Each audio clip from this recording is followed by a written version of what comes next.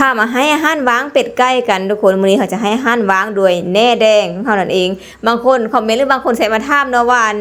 ค่อยมักแน่เจ้านะว่าสันสะออดอะเทมางามแพงงามว่าแล้วจะได้มาเลี้ยงว่าซั่นเด้อันเฮาตอบว่าแหน่แดงหั่นบ่ซั่นบ่แม่นแหน่สีเขียวน่ะซั่นเด้มันเป็นสีเขียวซื่อเด้อแต่มันชื่อแหน่แดงเด้อทุกคนเด้อแหน่แดงมันซะซ้ำนี้บอกเลยว่าบ่ฮอแบบ2 วิเนาะ ถ้ามาฮอดพร้อมกันครึ่งวินี่ก็หมดแล้วเนาะน้อยแหงเงินบ่เพราะว่าเฮากินเป็นคาผมก็ให้เพิ่นกินไปแล้วเนาะอันนี้เฮามาให้หั่นวางมาให้ทุกคนได้เบิ่งว่ามันมักซำใดสินะพ่อแม่เนาะมาแว่แม่กำลังสิให้อันคุยมะพร้าวกันบักหนาวเนาะเดี๋ยวนี้เพิ่นก็เฮ็ดเองอยู่ได้เนาะตะกี้หันเฮ็ดซอยกันแต่ว่าช่วงนี้เฮาก็ยุ่งๆแดเพิ่นก็เฮ็ดเองไปเลยซะยกกล้วยเด้ทุกคนไผที่อยากเลี้ยงเป็ดเลี้ยงไก่ปลูกต้นกล้วยไว้ก็ดีเนาะหลังบ้านจาก10กก20กก20ก้อสิแล้วก็มาตัดมาซอยเปลี่ยนมือกันไปเนาะถ้าว่าไผมีบ่หลายหั่นน่ะก็จะเข้ามาลกเป็ดลกไก่แล้วทุกคนขยายไปเรื่อยๆเนาะลกเป็ดลกไก่ก็ได้ทำอีกได้เฮ็ดน้อยๆแล้วขยายออกอ่อนสอนทุกคนเนาะเป็ดไก่ก็แม่ก็ขายเป็นชุดเนาะมันสิมีอันมันหอบของมันเนาะขายเป็นหอบแต่ว่ามีบ่คาดเนาะมีขายบ่คาดแม่สะอ้อนทุกคนเห็นบ่ห่านก็น่าฮักเอาแท้ว่าตัวห่านนี่นะ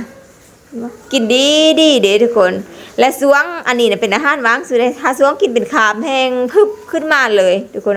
แต่ถ้าว่าอยากให้เพิ่นสร้างโครงห่างได้ดีเนี่ยตอนแต่น้อยทุกคนเนาะควรบำรุงหลายๆเด้อควรบำรุงหลายๆเนาะถ้าให้หวานว่าอาหารยังน้อยบ่แพงยังสิกะแหน่แดงซวยใดทุกคนเนาะเพิ่นจะมีโปรตีนนี่เนาะแหน่แดงซวยใดเด้อ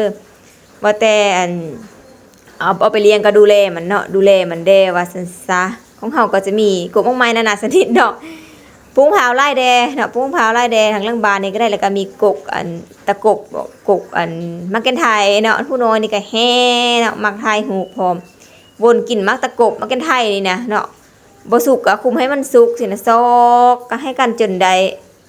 ตอนนี้ก็เป็นประมาณอันบ่ายๆนะสุกเนาะช่วงนี้นะบ่ายๆอันเดียวนี้แฮเป็ดไก่ก็รู้สึกว่าโอเค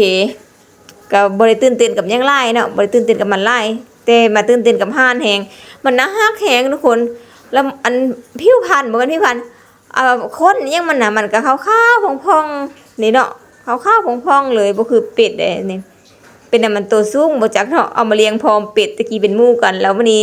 เดินไปแล้วคอตัวเองยาวขึ้นก็มาถามมาล้มกันกับแม่ได้ว่ามันก็สิรู้สึกโตแล้วบ่เนาะว่ามันแปลกกว่าหมู่นี่น่ะ ทุกคนนะคลิปนี้ข้อจบไว้ซ้ำนี้ทุกคนเด้อเอาห่านวางมาเกลือให้เบิ่ง